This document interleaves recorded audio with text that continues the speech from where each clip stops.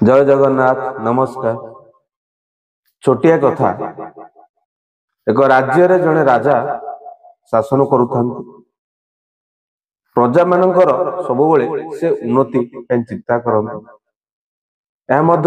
मन को तीनोटी प्रश्न आसे।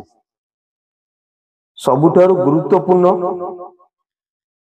समय क्योंकि सबुठारु गुरुत्वपूर्ण लोक किए सबुठारु गुरुत्वपूर्ण कामटा कौन। जेतबल यही प्रश्न राजा विभिन्न पंडित मान को पचारती प्रसाद जो माने थिबे से मानू पचारती कई तो कहते सबुठारु गुरुत्वपूर्ण समय अतीत किए कहते भविष्यत गुरुत्वपूर्ण लोक किए कहते प्रजा मंत्री राणी एमती विभिन्न मत दियंती।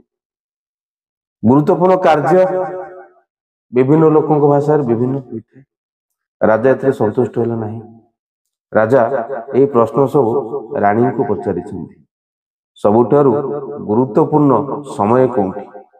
रानी कहते सबुठारु गुरुत्वपूर्ण समय वर्तमान कारण अतीत सरी जाइछि ताकू किछि परिवर्तन करि हेबो नाही। भविष्यत अनिश्चित वर्तमान सबुठारु गुरुत्वपूर्ण समय। सबुठारु गुरुत्वपूर्ण लोक किए वर्तमान तुम पाखे जी अच्छी जहा सहित तुम मैंने अछ सी होचंदी तुमरो वर्तमान गुरुत्वपूर्ण लोक। द्वितीय प्रश्न उत्तर। तृतीय प्रश्न गुरुत्वपूर्ण कार्य वर्तमान तुम पाखे जो लोक सब अच्छी तांकु साहाय्य सहानुभूति तांको कथा को प्रकृत भाव भल भाव विचार करने ये गुरुत्वपूर्ण कार्य।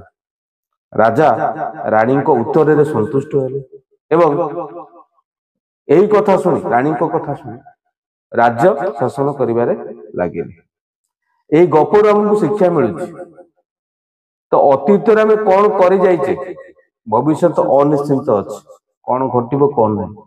वर्तमान ही हमको स्थिर करबा पड़िबो सेतिकी भल भाव निज प्रस्तुत करबा पड़िबो जेपरिक भविष्य जहाँ भी घटू आम जेकोसी सम्मुखीन समस्या भी आसू ताको सम्मुखीन कर।